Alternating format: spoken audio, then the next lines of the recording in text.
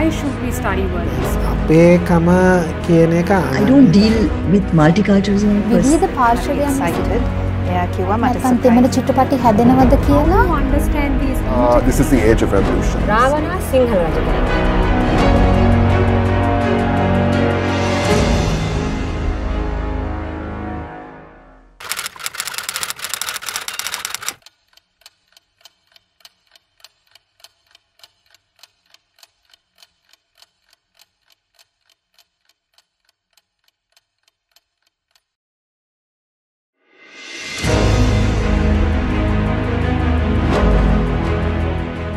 මේ මිහිතලේ මත ජීවත් වන සියලු මිනිසුන් එක ඉරක්, එක හඳක්, එක අහසක් යට දිවිකිවන්නන්. මහද්වීපික බිමක උපන්නත්, මහා සාගරයෙන් වටව දූපතක උපන්නත්, ලෝකයේ සිදුවන සිදුවීම් වලින් කිසිදු මිනිසෙකුට ගැලවී යා නොහැකි. දූපතක් හෝ දිවයිනක් වූ පමණින් එහි ජීවත් වන ජනතාව හුදකලා ජීවන පරිසරයකට උරුමකම් නොකියයි. ලාංකීය දූපතක් වන අපට අපගේ පැරණි සංස්කෘතිය, භාෂාව හා ආහාරපාන මෙන්ම ජනජීවිතයේ වර්තමාන පැහැයන් දෙස බලද්දී වුවද මෙය කදිමට තේරුම් ගත හැකි. බාලි දේශයෙන් පෝෂණය වූ පුරාණ බලිතොවිල්ද, වෙස්මුහුණු කලාව හා ශාන්තිකර්මද, සංස්කෘත, පාලි, දමිල, ග්‍රීකාදී බස්වලින් පෝෂණය වූ භාෂාවද, ආහාරපානද, වෙදකම මෙන්ම ඇඳුම් පැළඳුම්ද මේ සඳහා කදිම නිදසුන් සපයයි. 18 වන හා 19 වන සියවස්වල ප්‍රංශ විප්ලවය, ඇමරිකානු විප්ලවය, හයිටි විප්ලවය ආදී විප්ලව දාමයක් අට්ලාන්තික් සාගර කලාපය තුළ සිදුවිය. රජ පෙළපත් බිඳ වැටමින් නව යුගයක ආරම්භය සනිටුහන් වූ මෙම යුරෝපීය කාලවකවානුව ලෝක ඉතිහාසය විප්ලව යුගය ලෙස හඳුන්වයි. අට්ලාන්තික් සාගර කලාපයට සමාන්තරව එම වකවානුවේම ඉන්දියානු හා පැසිෆික් සාගර කලාපයේ දූපත් කිහිපයක සිදු වූ කැරලි හා ස්වදේශීය කණ්ඩායම් අධිරාජ්‍යවාදයට ප්‍රතිචාර දැක් වූ අයුරු අලලා රචනා වූ Sujith සිවසුන්දරම්ගේ Waves Across the South කෘතිය අට්ලාන්තික් සාගර කලාපයේ ඇති වූ විප්ලවීය යුගයේ උණුහුම ඉන්දු පැසිෆික් සාගරයට බලපෑ ආකාරය ඓතිහාසික කරුණු රැසක් සමගින් අපට පෙන්වයි. Sujit, you are a professor of world history at Cambridge University. I'm going to ask you a question a Sri Lankan teacher from a secondary school once asked me. Sure. And to see how you respond to it. Absolutely. So, why should we study world history? So Sri Lanka is in the middle of the Indian Ocean, of course, to state an obvious fact. And there has been a lot of history that has happened here. We have been colonized by 3 European regimes. We have had people come here from all around the world, all around the Indian Ocean. We have had religions that have come here. We have had trading systems that have touched upon our island. And of course now we have China here as well. So if we are to understand our history, we need to understand this broader context. We need to understand the connections to the broader Indian Ocean world and even to Europe. And so the point is that our national history is a world history. And you can't have one without the other. And you can actually say that a lot of things that we take to be national, to be our own, have actually been things that have come from elsewhere. And we have taken those things and we have made those things, ideas, whatever it might be, our own. And so for that reason as well, I think you can't have a national history without that world history. So why don't we approach history this way? Why do we always try to teach it in a very inclusive, narrow fashion? Well, I think history is something which is easily taken over by states. Okay? So national states, authoritarian states of various kinds can actually take history as their own. And so it becomes necessary to actually trace the origins of where we are now in this straight line, which is a national history. It happens in Britain, right? So similarly, I would say for Sri Lanka as well, really. It's very easy for political reasons for a national history to be prioritized over a world history. විප්ලවීය යුගයේ උණුසුම් වූ අට්ලාන්තික් සාගර කලාපයේ මිනිස්සු නැවුනැග ලෝකය පුරා යාත්‍රා කිරීම ආරම්භ කළා. ඒ 18 සහ 19 වන සියවස්. ටොන්ගාව පැසිෆික් සාගරයේ පිහිටි සුන්දර දූපතක්. ගෝත්‍රික කණ්ඩායම් ලෙස ජීවත් වූ ටොන්ගාවේ වැසියන්ට මුල් කාලයේ රජ කෙනෙක් හිටියේ නැහැ. ඉතින් අපි මේ කියන්න යන්නේ මේ අපූරු දූපතේ රාජකීය පෙළපත ආරම්භ වුණු විදිය. බ්‍රිතාන්‍ය ජාතික විලියම් මැරීනර් කියන වයස අවුරුදු 15ක තරුණයා ගමන් කරමින් තිබුණු නැව පැසිෆික් සාගරයේ කුණාටුවකට හසු වුණා. විලියම් මැරීනර් ටොන්ගාවට ගොඩ බහින්නේ නැව බිඳී යාමේ ප්‍රතිඵලයක් විදියට. ලාංකිකයන් වෙන අපිටත් තියෙනවා මේ කතාවට සමානම කතාවක්. ඒ තමයි රොබර්ට් නොක්ස්ගේ කතාව.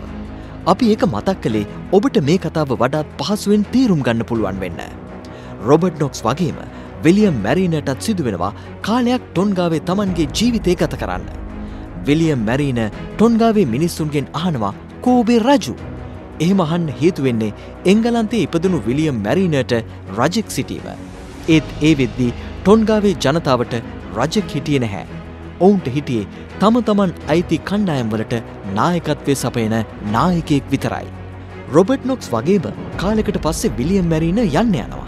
ඊට බොහෝ කාලයකට පස්සේ ටොන්ගාවේ රාජකීය පැලැන්තියක් ආරම්භ වෙනවා. බ්‍රිතාන්‍යයන්ගේ යටත් විජිතයක් වීමත් සමග ඒ රජ පෙළපත ආරම්භ කරන පළවෙනි රජු පළවෙනි ජෝර්ජ් ලෙස හඳුන්වනවා. බටහිර විප්ලවීය උණුසුම ටොන්ගාවට රජෙකුගේ උවමනාව මුලින්ම ඇති කළේ ඒ විදියට. අපේ රජ පෙළපත අවසන් කරපු බ්‍රිතාන්‍යමයි ටොන්ගාවේ රජ පෙළපතට උපත දෙන්නේ. Waves Across the South ඔබට ඒ ගැන ඔබ නොදත් අපූර්ව ඉතිහාසයක් පෙන්නාවි. So, Sujit, in this book, we are talking about 5 different islands, and one of them is Tonga. I really like the case in Tonga, which is about the royalty and how they adopted certain ideas from the West. So, are you really suggesting that most of these islands took the idea of royalty as we see it today from the West, actually? Yeah, so what's really interesting about Tonga is, of course, there were no kings and queens, but there were chiefs in Tonga. And what's happening in this late 18th century, early 19th century moment, which is the age of revolutions, is that that idea of chieftaincy is mutating into royalty in Tonga. Now, why that's interesting is because this is the age of revolutions. In other parts of the world, royal monarchies are being assaulted, they're falling down, they're crumbling. In this period. But in the Pacific, we're seeing the inauguration of new monarchies. So if one wants to think about it in terms of a picture, one of the stories I tell is of a ship that arrives in Tonga in the early 19th century. So you're having these European ships traveling across the Pacific and exploring the Pacific, taking all kinds of things, plants, animals with them through the Pacific. And so in Tonga, this ship arrives, it's wrecked, it's burnt, everything on the ship is taken by the Tongans, including the people. And those things are used, the weapons, for instance, in warfare. And out of that comes this new political structure of monarchy. Would you say the same for Sri Lanka? How did we adopt ideas of royalty from the West and merge it with our own? No, that's a really good question. And I think actually what's interesting, if you place Sri Lanka next to Tonga, is in the same period we're losing our royal line, right? It's being kind of finished off by the British in 1815. And so you could argue that both of those things, the wars with Europeans in the age of revolutions that ended our monarchy, and the wars that began in Tonga and took off and expanded in Tonga through contact with Europeans, are actually both of the same kind of thing, which is the age of revolutions. It's just that the path, there are two different paths that these two island societies have taken. සාගරයෙන් වටව පිහිටි දූපත් අතීතයේ හුදකලාව පවතින්නට ඇතැයි බොහෝ දෙනෙක් සිතනවා. එය මිත්‍යාවක්. ඊට හොඳම උදාහරණයක් විදිහට Waves Across the South පොතෙන් Sujith සිවසුන්දරම් මොරුසියා අපිට පෙන්වනවා. මොරුසිය කියන පුංචි දූපත මුලින්ම යටත් විජිතයක් කරගත්තේ ලන්දේසීන්. පසුව ඔවුන් එය අත්හැර දැමුවා. ඊට පස්සේ තමයි ප්‍රංශය මොරුසියෙහි ඔටුනු පැලැන්දුවේ. ලන්දේසීන් මොරුසිය යටත් විජිතයක් කරගනිද්දී ඒ තරම් ජනාවාස වී තිබුණේ නැතත් විවිධත්වයෙන් යුත් සමාජයක් එහි ජීවත් වුණා. විවිධ යුරෝපීය ජාතීන්ද වහල්භාවයට පත් වූ මිනිසුන් සහිත මිශ්‍ර ප්‍රජාවක් එහි පදිංචි වෙලා හිටපු නිසා දේදුණු ජාතියක් ලෙස මොරුසියේ ජනතාව හුවා දක්වනවා. ප්‍රංශයට සංක්‍රමණය වූ ස්කොට්ලන්ත ජාතික පවුලකින් පැවතෙන ලුවී චාල්ස් ග්‍රාන්ට් මොරුසියෙහි ආණ්ඩුකාරවරයෙක්ව සිටි අයෙක්. ප්‍රංශ විප්ලවයේ ගිනිදැල් මොරුසියෙහිද ඇවිලුණු බව ඔහු සඳහන් කරනවා. ඒ අනුව ජැකොබින් ක්ලබ් ආණ්ඩුකාරවරයා ඉවත් කරමින් පැවති නීති වෙනස් කරගනිමින් මොරුසිය ස්වාධීන රාජ්‍යයක් ලෙස 1795 පටන් පෙනී සිටින්නට පටන් ගත්තා.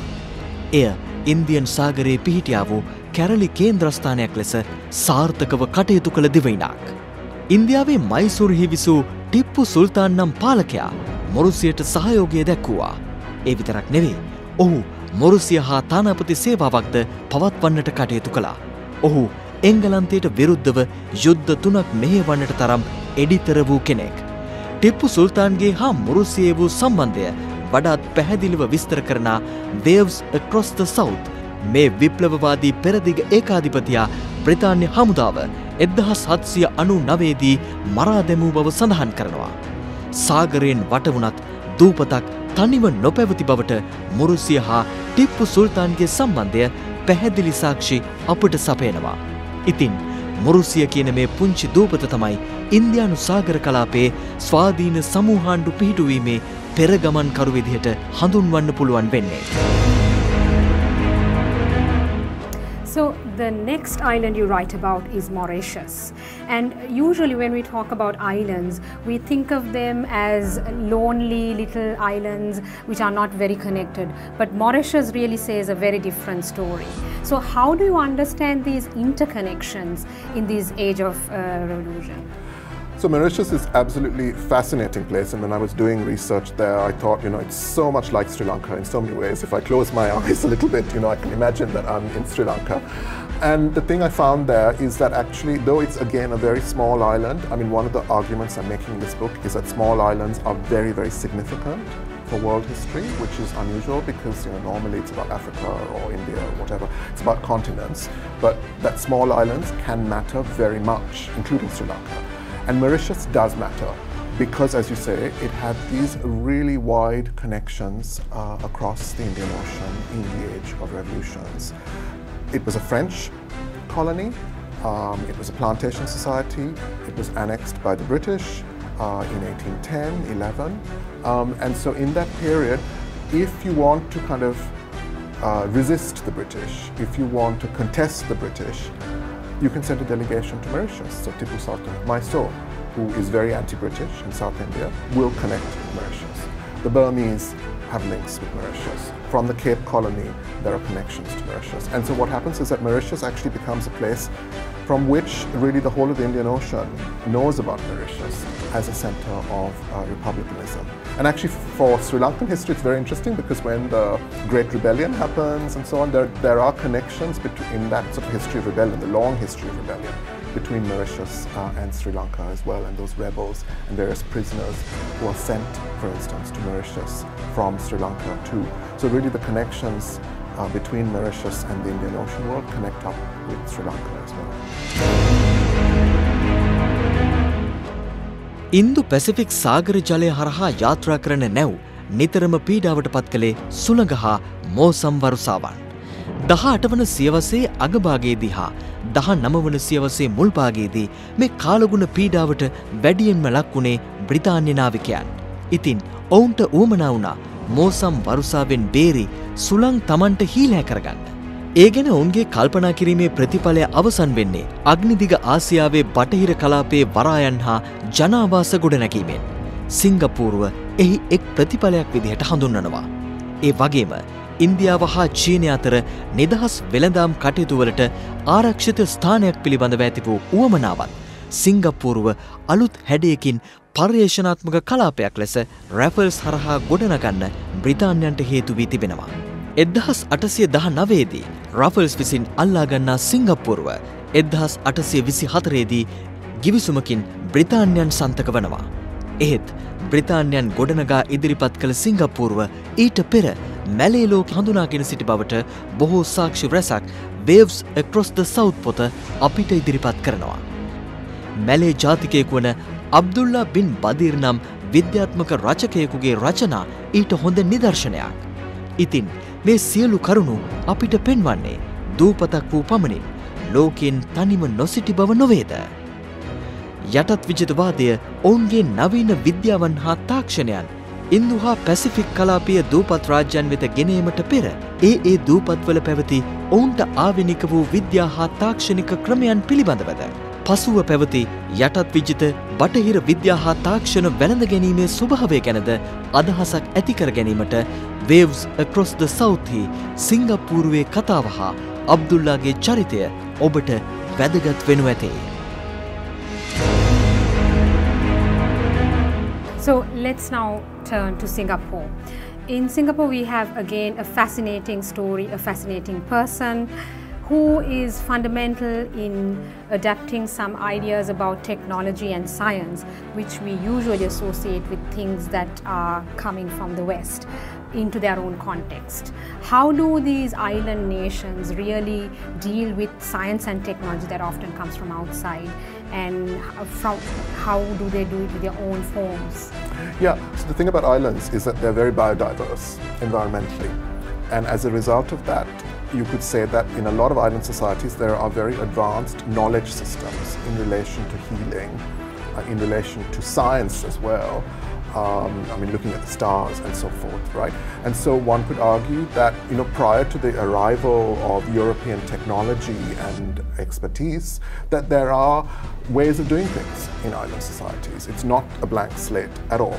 So what then happens in this period of the late 18th century and the early 19th century is an intensive meeting around war and things like this of European science and technology and indigenous knowledge of various kinds. And you're right, so in Singapore, what I tried to demonstrate through the case study of Abdullah Munshi and his writings on a steamship, for instance, is that through this man who actually a lot of people in Singapore know, he's very famous, he worked with Stamford Raffles, there's a merging of Malay understanding, Islam, and also Christianity and Western science and Western technology.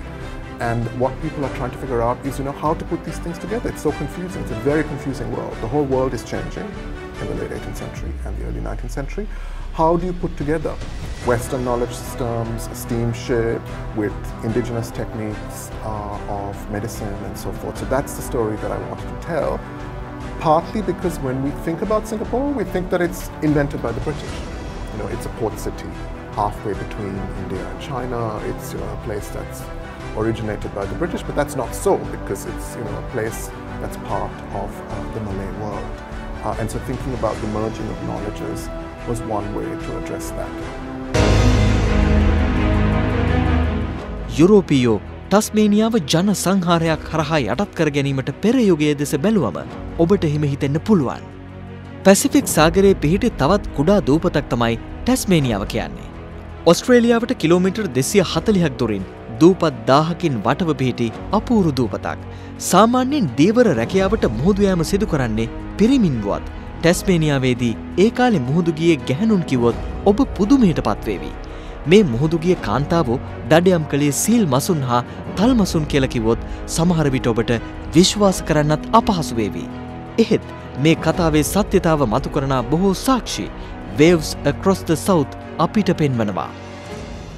Pacific සයුර තරණය කරමින් සිය නැව් මෙහෙ වූ බ්‍රිතාන්‍යයන්ට ටස්මේනියාවේ මෙම කාන්තාවන්ගේ දීවර කටයුතු සිත්ගත්තේ නැහැ. ඔවුන් දැක්කේ කාන්තාවන් මසුන් ඇල්ලීමේ යෙදීම ඇගේ සුන්දරත්වයට හානියක් විදිහටයි. ඒ විතරක්ද එය ලිංගික ආකර්ෂණය නැති කරන්නක්. පළමු බලඇණියේ ශල්‍ය වෛද්‍යවරයෙකු වන ජේජ් වර්ගන් ඒ ගැන සඳහන් කරන්නේ මෙහෙමයි. ටස්මේනියාවේ ආදිවාසී කාන්තාවන් පිළිගඳයි. ටස්මේනියාවේ කාන්තාවන්ගේ මුහුදු කර්මාන්තය සඳහා තිත තබන බ්‍රිතාන්‍යෝ ඒ වෙනුවට පිරිමින්ව ඒ සඳහා යොදවන්නට කටයුතු කරන්නේ. ටස්මේනියාවේ තමන්ගේ අනසක පතුරන්න පටන් ගැනීමත් සමග ජාතිය හා ස්ත්‍රී පුරුෂභාවය පිළිබඳව නූතන ලෝකයේ ඇති පොදු මතය යුරෝපීය විප්ලව යුගයේදී යුරෝපයෙන් නැවුනක පැතිර ගිය බවට හොඳම උදාහරණයක් විදිහට අපිට මේ ටස්මේනියාවේ කතාව සලකන්න පුළුවන්. Let's turn to Tasmania. And the topic is very interesting because you are talking about how the Western contact impacted the gender relations within this Tasmanian island. So tell us a little bit more, and do you think that gender and modern feminism emerged out of this contact with the West? Lots of big questions there. So all of these case studies are about the Age of Revolution's moment in terms of warfare, in terms of knowledge, in terms of republicanism in Mauritius. And so when I was in Australia, I got fascinated in the history of Tasmania because of the genocide, really, that happened there with the depopulation of Aboriginal peoples. And so I started to think about the relationship between the Age of Revolutions in terms of the techniques of war, total war that Europeans undertook in this era, and what happened in Tasmania. And so in order to tell that story, what I started to investigate was the sealing and whaling industries. So going hunting for seals and whales on the north coast of Tasmania. And the story that I tell in the book is really about the women, Aboriginal women, who had the skills to go fishing and sealing, and how their skills were then adopted by escaped convicts, by a whole series of private individuals who set up these sealing camps on the north shore of Tasmania. Now what's interesting about that is that the gender relationship is different, right? It's the women who have the knowledge, and then the men are relying on the women. But then very quickly into this picture comes this genocide of Tasmania, as these women are taken for protection by the British and various humanitarians who are operating there. Now, to answer your bigger question about gender relations and feminism, what I was trying to sort of argue is that actually in this moment, gender relations are changing as well. So what you're seeing in Tasmania is, one, a different gender order, where women are taking the lead with seals and sealing, being transformed into a Christian kind of idea of marriage, as these women then later transition into a European style of marriage, where they're helpers and helpmates, really, to Europeans or to other indigenous men, for instance, Maori men in New Zealand. And so what's happening is that you can see another possibility of another gender order there, but it then transitions very quickly into the system of marriage as we go into the 1840s. 18වන හා 19වන සියවස්වල ආදිවාසී නායකයන් හා රජවරුන් පෙරදිග ඒකාධිපතියන් ලෙස ලුහු පැඳ යාම ආසියාව පුරා සිදු වුණා. බ්‍රිතාන්‍යයන්ගේ ලාංකීය ආගමනය බිහිසුණු වකවානුවක් පිළිබඳව අපිට කියා පායි. ඒ පිළිබඳව බොහෝ කාරණා ඔබ දන්නවා. ඒ වගේම බ්‍රිතාන්‍යයන් පැමිණීමට පෙර අප දිවයිනද දිවයිනක් වූ නිසාවෙන් හුදකලාව නොපැවති බවද ඔබ හොඳින් දන්නවා. අතීතයේ පටන් ඉන්දියාව, ග්‍රීසිය, සියම් දේශය යනුවෙන් හඳුන්වන බුරුමය, අරාබිය ඇතුළු රටවල් ගණනක් සමග සබඳතා පැවැත්වූ බවත් ඔබට රහසක් නොවේ. ඇතැම් දූපත් රාජ්‍යන්ට රජවරු නිර්මාණය කළ යුරෝපීයෝ ලංකාවේ තිබුණු රාජකීයත්වය අහෝසි කරමින් තමන්ගේ හැඩයට නව රාජකීයත්වයක් සිත්තම් කරන්නට පටන්ගත් බව Waves Across the South පොත තුළින් අපිට මනාව පැහැදිලි වෙනවා. ඒ ඇහැලේපොළ අධිකාරමගෙන් යුත් උඩරට ඉහළ පැලැන්තිය බ්‍රිතාන්‍යයන් සමග ගිවිසුමක් අත්සන් කිරීමෙන් ලංකාවේ පාලන බලය බ්‍රිතාන්‍යයන්ට ලබාදීමට කටයුතු කිරීමෙන් පසුවයි. ලංකාව හිමිකර ගැනීමෙන් පසු බ්‍රිතාන්‍යයන් සියම් දේශය නොහොත් බුරුමය කොල්ලකෑවක් මෙන්ම අපද කොල්ලකෑමට පටන් ගත්තා.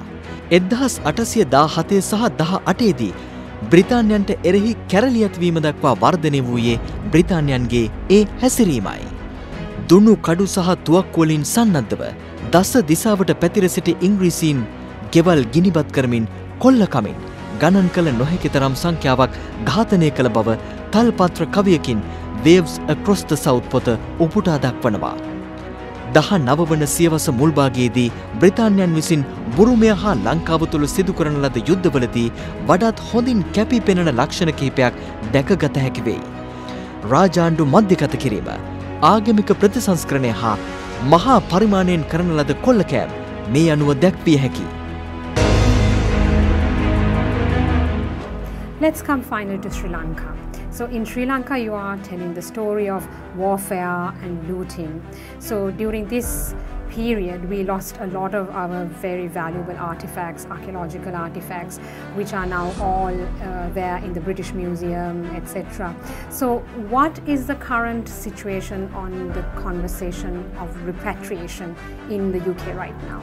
Yeah, so I have been engaged a little bit in this conversation myself, and I think it's a really important one for British collections and museums and libraries to ask, because of course these objects, their violent histories have been forgotten.